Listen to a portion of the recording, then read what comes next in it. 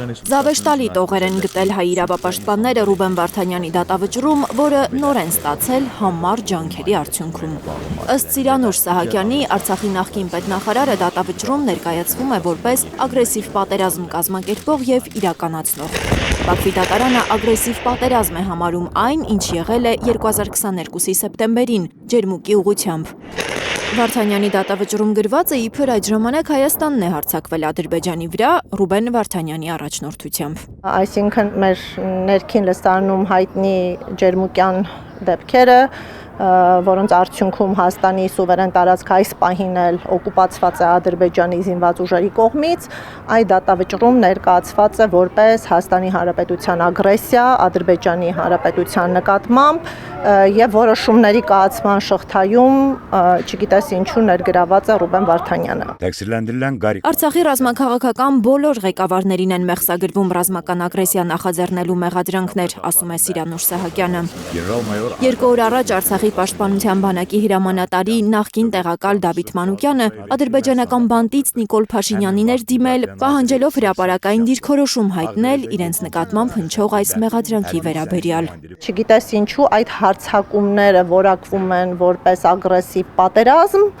եւ դրանց վարման պատասխանատվությունը այս պահին դրված է Արցախի ռազմաքաղաքական ղեկավարության վրա, բայց ես վստահ եմ, եթե Հայաստանի Հանրապետության կարևոր պաշտոնատար անձինք եւս ինչ-ինչ հանգամանքներում հայտնվեն Ադրբեջանի ձեռքերում, այս տրամաբանությամբ նույնական մեղադրանք կառաջադրվի եւ կհաստատվի նաեւ նրանց նկատմամբ։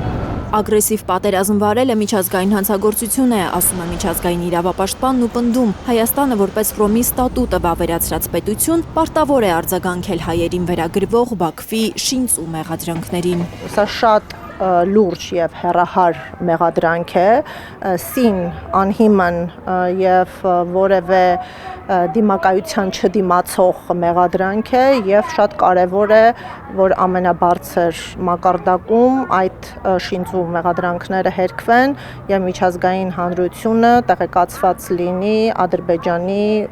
հակումների, նկրտումների եւ վարվելակերպի մասին։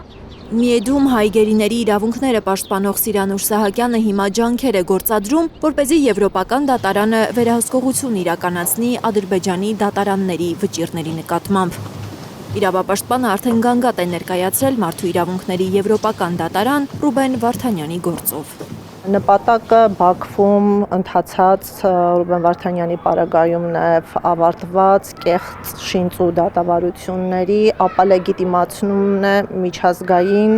Մարդու իրավունքների դատարանի մակարդակով։ Ըստ Սիրանուշ Սահակյանի գանգատում ներկայացված են Մարդու իրավունքների Եվրոպական կոնվենցիայի 8 հոդվածների խախտումներ, երբ ստանան ադրբեջանական բանտում պահվող մյուս հայ գերիների դատավճիռները, նրանց գործերով եւս վարույթներ կսկսեն Եվրոպական դատարանում։ 15-ի գործով եւս մենք դիմելու ենք Մարդու իրավունքների Եվրոպական դատարան, ընտանիքները իրենց համաձայնությունը տվել են, պարզապես մեզ հաջողվել է ստանալ